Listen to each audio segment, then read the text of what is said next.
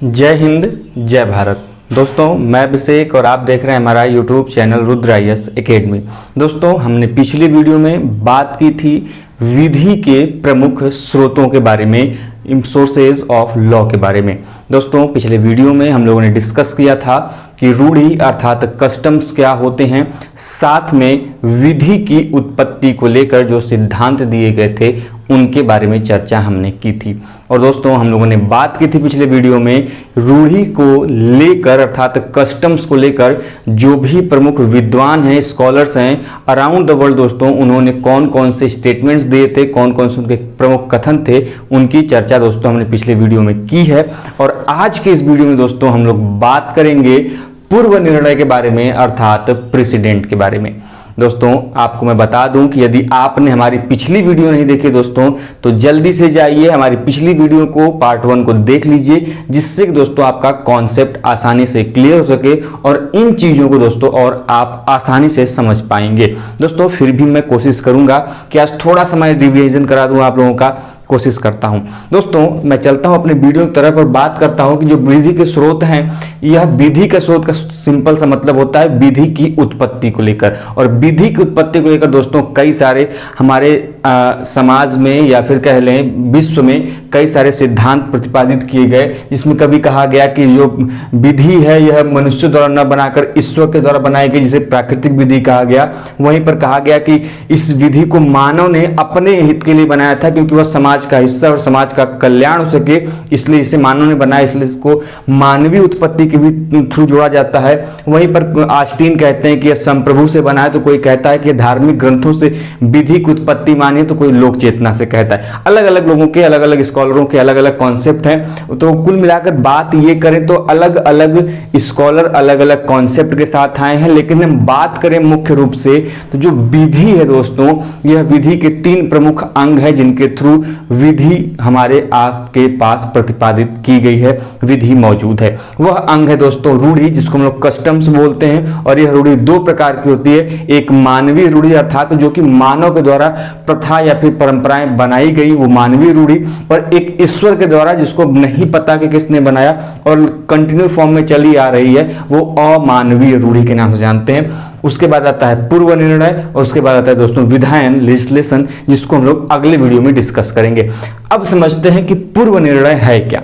देखिए दोस्तों पूर्व निर्णय जिसे हम लोग प्रेसिडेंट बोलते हैं, प्रेसिडेंट नहीं प्रेसिडेंट।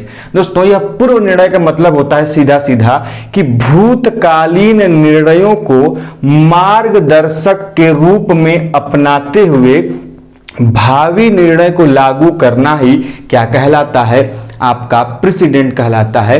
ध्यान रखेंगे, मैं एग्जांपल में समझाता हूं कि मान लीजिए कोई न्यायालय है, कोई कोर्ट है। अब यदि वह कोई आज मान लीजिए आज के डेट में फैसला सुनाता है, तो अब जिस केस पर, जिस वाद पर वह अपना निर्णय या फिर आदेश या फैसला सुनाएगा, वह कल के लिए एक फैसला हो गया, जिससे कि उसको रिकॉर्ड करके रख लिया जाता है। क्यों रखा जाता है? क्योंकि अब फ्यूचर में, भविष्य में मान लीजिए उसी परिस्थिति का समान केस उस न्यायालय में या फिर किसी भी न्यायालय में आता है, तो वह न्यायालय जो पहले दिया जा चुका है उस केस पर फैसला, उसके आधार पर क्या कर सके, फैसला सुना सके। तो कुल मिलाकर दोस्तों उसके आधार पर वर्तमान के फैसले का क्या हो रहा है, निर्णय किया जा रहा है। तो कहीं ना कहीं वह एक विधि का आधार बना, विधि का स्रोत बना दोस्तों।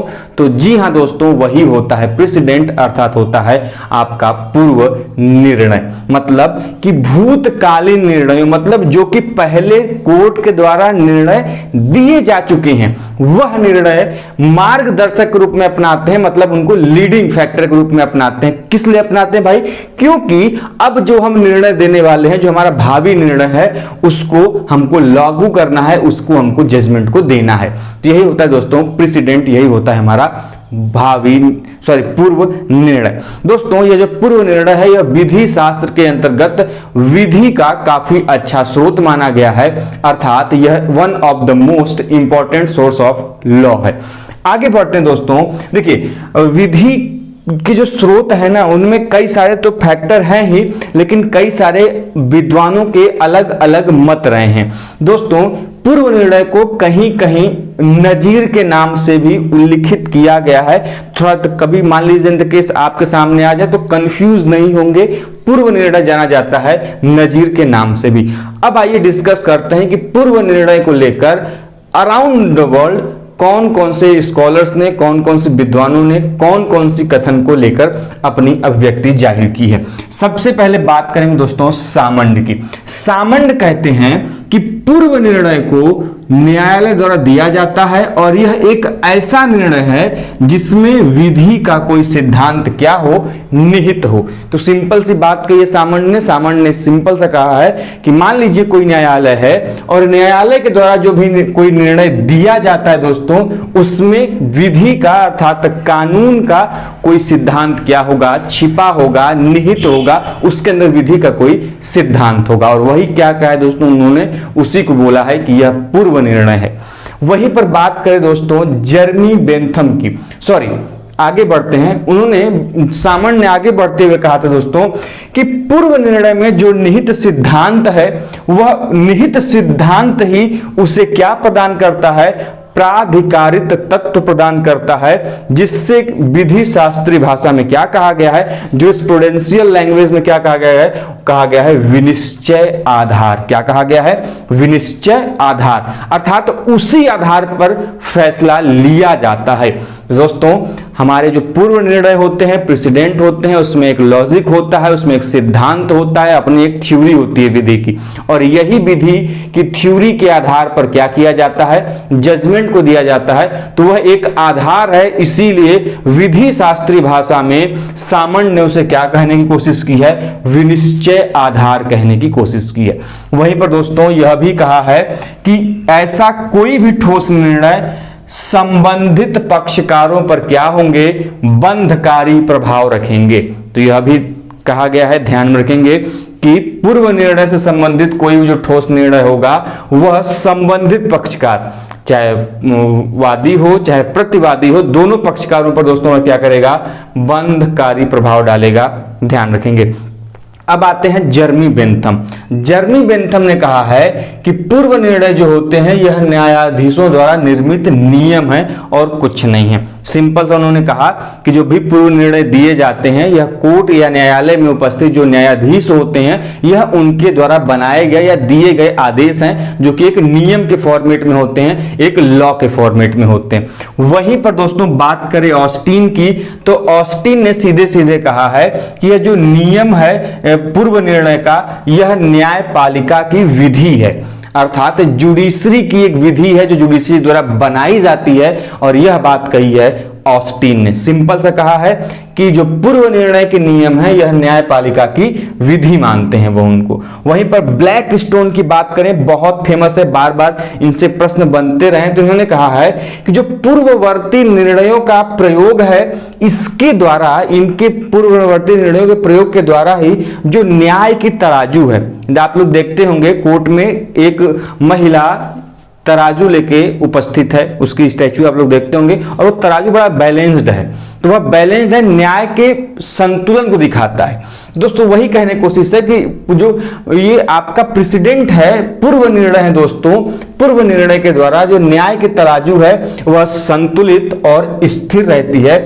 और साथ में कहा है कि जो भी नए न्यायाधीशों की नियुक्ति के साथ ऐसा नहीं हो सकता कि इनमें एकाएक परिवर्तन किया जा सके, अर्थात पूर्व निर्णय में एकाएक परिवर्तन नहीं किया जा सकता नए न्यायाधीशों की नियुक्ति के साथ। यह ब्लैक स्टोन का कहना है। साथ में उन्होंने यह भी कहा है कि जब कोई बात पहले से निश्चित नहीं होती है, उस बात को निश्चितता प्रदान की जाती है इस पूर्व निर्णय के द्वारा, अर्थात प्रेसिडेंट के द्वारा। दोस्तों उनकी इस बात का समर्थन किया है अमेरिकी विधिशास्त्री डॉक्टर कार्टर ने। उन्होंने जितनी भी बातें ब्लैक स्टोन ने अपने कथन में कही, उनको उन्होंने समर्थित किया, और नाम है उनका डॉक्टर कार्टर। बात करें वहीं पर दोस्तों कोक ने क्या कहा है दोस्तों, कोक ने कहा है कि मोजेस प्रथम एक ऐसा रिपोर्टर था जिसने पहली बार प्रथमतः पूर्व निर्णय को आधार बनाया था किसका, विधि के स्रोत के रूप में उनका मानना है, कोक ने कहा था। वहीं पर कीटन ने कहा था दोस्तों कि जो न्यायिक पूर्व निर्णय है यह न्यायालय द्वारा दिए गए वे न्यायिक विनिश्चय हैं जिन्हें किसी प्रकरण में निर्णय देने के लिए आधार बनाया जाता है। तो सिंपल सी बात है, जब हमने शुरुआत में ही की थी कि भाई पूर्व निर्णय वो निर्णय होते हैं जब कोई न्यायालय में कोई वाद चल रहा होता है तो उस वाद को सुलझाने के लिए पहले किसी केस के निर्णय को क्या कर दिया जाए, आधार बना लिया जाए, वही होते हैं आपके पूर्व निर्णय। और इसीलिए हालांकि उसको आधार बना के निर्णय दिया जा रहा है, इसीलिए इनको क्या कहा गया है, निर्णयाधार भी कहा गया है।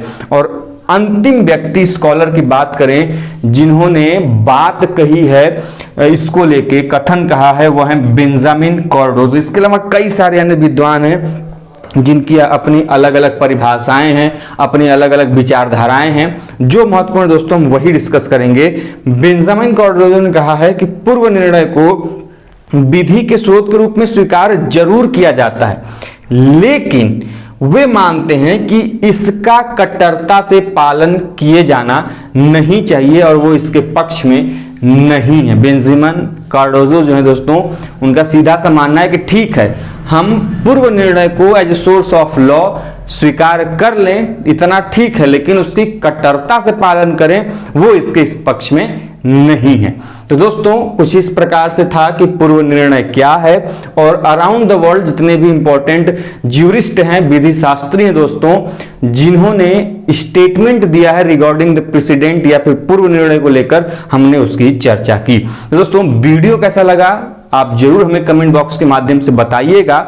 यदि वीडियो पसंद आई हो तो वीडियो को लाइक करिए, कैसा लगा कमेंट बॉक्स में जरूर बताइए, और अपने दोस्तों के साथ चैनल को शेयर जरूर कीजिएगा। मिलते हैं ऐसे ही अपडेट और इन्फॉर्मेशन के साथ नेक्स्ट वीडियो में। तब तक के लिए जय हिंद, जय भारत, हर हर महादेव।